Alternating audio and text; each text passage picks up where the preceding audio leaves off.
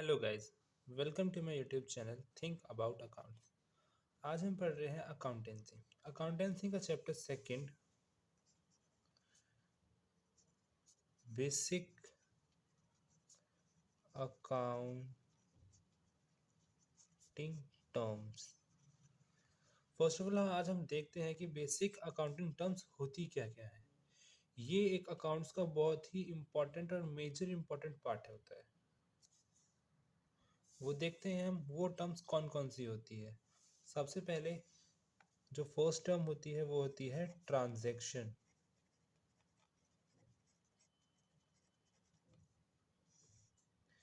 ये ट्रांजैक्शन वो ट्रांजैक्शन होती है जो बिजनेस में डेली बेसिस पे होती है। अगर हम कोई भी ट्रांजैक्शन कर रहे हैं बिजनेस में, जैसे कि हम कोई गुड्स को या फिर सर्विसेज प्रोवाइड कर रहे हैं किसी को, तो वो ट्रांजैक्शन किस किस बेसिस पे हो सकती है। या तो कैश बेसिस पे हो सकती है या फिर क्रेडिट बेसिस पे हो सकती है। दो बेसिस पे हो सकती है ट्रांजैक्शन, या तो कैश बेसिस पे होंगी या क्रेडिट बेसिस पे होंगी। चलो, ट्रांजैक्शन ये होती है। अब सेकंड जो होती है वो होगा अकाउंट्स। अब देखते हैं कि अकाउंट्स होते क्या क्या है। अकाउंट्स सबसे इम्पोर्टेंट चीज़ है जो अकाउंटिंग में ये होती है कि अकाउंट्स, अगर किसी को अकाउंट्स बनाने आ गए, अकाउंट्स मेंटेन करने आ गए, तो उसको अकाउंट्स आ गए। तो उसमें अकाउंट्स होते क्या क्या हैं। अकाउंट्स को हम मेंटेन करते हैं। जो होता है कि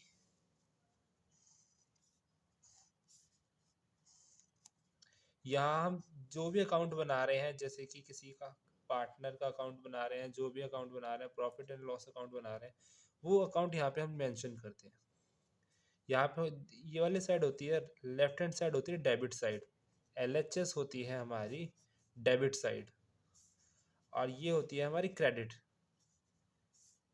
RHS होती है हमारी क्रेडिट साइड, और LHS होती है हमारी डेबिट साइड। यहाँ लिखते हैं हम पर्टिकुलर, यहाँ लिखते हैं हम अमाउंट, यहाँ लिखते हैं हम पर्टिकुलर, यहाँ होता है अमाउंट। इनफ्लो ऑफ कैश मान के चलते हैं, ये हर एक अकाउंट पे उसके बेसिस पे चेंज होता रहता है, बट हमें एक जनरल टर्म में मान के चलते हैं कि अगर इनफ्लो ऑफ कैश हो रहा है तो वो आएगा हमारा डेबिट साइड यहाँ पे। जैसे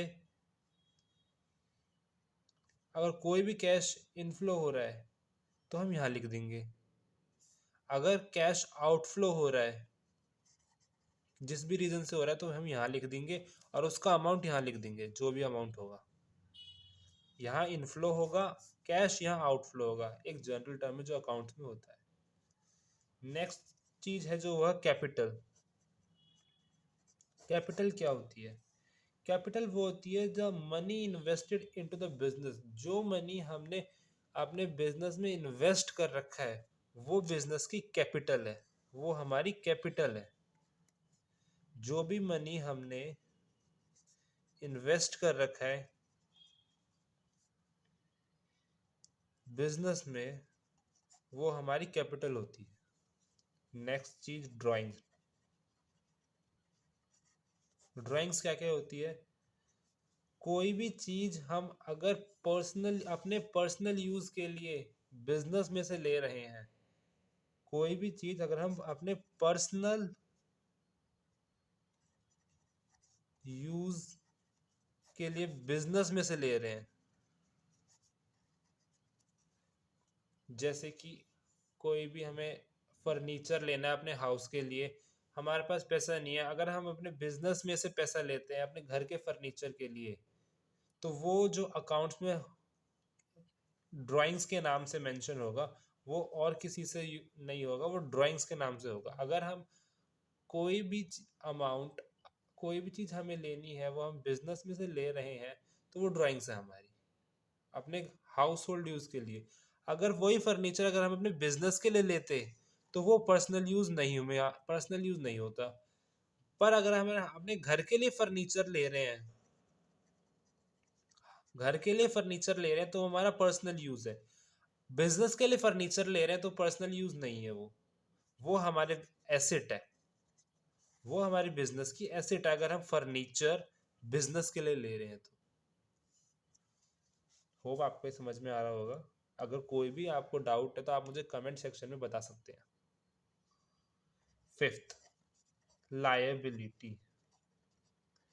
लायबिलिटी होती है जो भी हमें पैसा अपने आउटसाइडर को देना है, उधार जो भी कुछ है वो लायबिलिटी, कर्ज जो अपने बिजनेस में से हमें पैसा निकाल के देना है बाहर, वो हमारी लायबिलिटी है। एसेट क्या होते हैं? एसेट वो होते हैं जो हमारे कंपनी का बेनिफिट होता है, अगर हम बाय चांस कुछ, अगर हमारे पास पैसा नहीं है तो हम उसे बेच के पैसा आ सके, वो हमारे कंपनी का एसेट होता है। एसेट इन द सेंस जैसे कि फर्नीचर, मशीनरी, कोई भी ऐसी वैल्यू जो कंपनी की है, हम उसे बेच के पैसा ले ले, बेनिफिट मिले, जिससे हमें, जिस चीज से हमें बेनिफिट मिले, वो कंपनी की एसेट है। नेक्स्ट टर्म देखते हैं हम, हम बताते हैं आपको एक्सपेंस। एक्सपेंस क्या होते हैं? एक्सपेंस होते हैं हमारे बिजनेस में, जो भी हमारे बिजनेस में खर्चे हो रहे हैं वो हमारे सारे एक्सपेंस हैं। जो कुछ भी बिजनेस का खर्चा हो रहा है वो हमारा एक्सपेंस है। कुछ कोई हमें खरीदना है सामान तो वो हमारा एक्सपेंस है। रिवेन्यू नेक्स्ट टर्म होती है हमारी रिवेन्यू। रिवेन्यू वो होती है जो amount receive from selling sell goods और सर्विस। रिवेन्यू वो होती है जो मनी, गुड्स और सर्विस को सेल करने के बाद जो मनी आए वो हमारी रिवेन्यू होती है।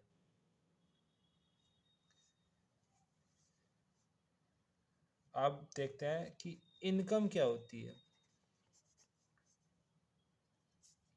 आप वही बोलोगे कि रिवेन्यू में भी पैसा आता है, इनकम में पैसा आता है, दोनों एक चीज होती है, पर नहीं, दोनों अलग अलग चीज होती है। ये होती है कि रिवेन्यू माइनस एक्सपेंस हमारी इनकम होती है। रिवेन्यू में से हम जब अपने सारे इनके एक्सपेंस माइनस कर देंगे तो हमारी कमाई में से हम अपने खर्चे माइनस कर दें तो हमारी इनकम आती है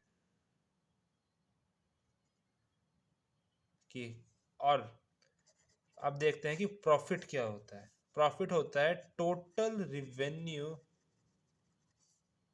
माइनस टोटल एक्सपेंस, हमारा प्रॉफिट होता है। प्रॉफिट साल में एक बार आता है, मतलब जितना भी हमारी कमाई हुई और जितने भी हमारे खर्चे हुए टोटल साल में, वो हमारे प्रॉफिट निकालेंगे। रिवेन्यू जो भी हमारी कमाई हो रही है उसमें से हम एक्सपेंस माइनस कर देंगे तो हमारी इनकम आ जाती है।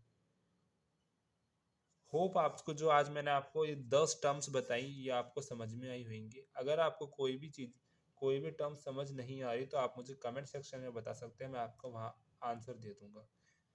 Thank you for watching my video.